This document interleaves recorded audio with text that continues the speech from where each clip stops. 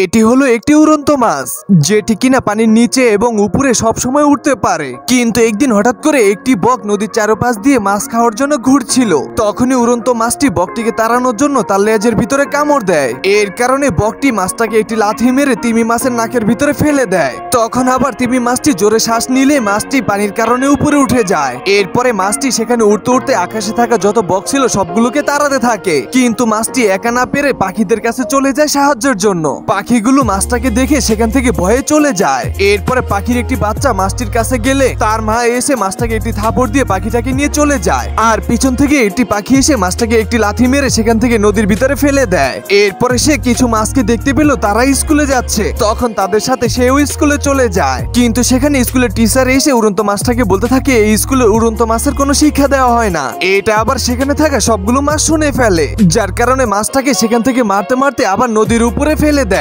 এর কারণে মাছটার প্রচুর জিদ উঠে যায়। এর ভিতরে সেই বকটি আবার নদী থেকে জাল দিয়ে মাছ ধরে ধরে তার পেট ভরতে থাকে।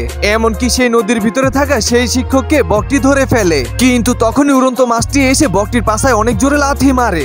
এর ফলে মাছগুলো বকটির হাত থেকে বেঁচে যায়। আর উড়ন্ত মাছটি এসে আবার বকটিকে একটি লাথি মারলে তার পেটে থাকা সবগুলো মাছ বের হয়ে যায় এবং মাছটি তার চারপাশে ঘুরলে বকটির পুরো মাথা পেঁচিয়ে যায়। এরপরে মাছটি বকটার নাকের ভিতরে একটি লাথি মারলে বকটি উড়ে গিয়ে নদীর ভিতরে পড়ে। কিন্তু তখনই বকটার সাথে থাকা সবাই মাছটাকে মারার জন্য আক্রমণ করতে থাকে, যার কারণে মাছটি সেখান থেকে সরে যায়। এর ফলে একটি বক আরেকটি বকের পেটের ভিতরে ঢুকে যায় এবং ওজন সামলাতে না পেরে তারা নদীর ভিতরে পড়ে যায়। এরপরে উড়ন্ত মাছটি সেখান থেকে আহত বকটির কাছে গিয়ে তার মুখটাকে উঁচু করে ধরে। এর কারণে তার পেটের ভিতরে থাকা সবগুলো মাছ বের হয়ে যায়। এরপরে উড়ন্ত মাছটা বকটির পাছার ভিতরে একটি লাথি মেরে সেখান থেকে তাড়িয়ে দেয়। তার এই সাহস দেখে পানির ভিতরে থাকা সেই শিক্ষক তাকে একটি মেডেল পরিয়ে দেয় এবং যারা উড়ন্ত মাছটিকে অনেক ঘৃণা করতো তারা এখন তার পিছু পিছু ঘুরে। তো বন্ধুরা, গল্পটি কেমন লেগেছে তা কমেন্ট করে জানিয়ে দিন।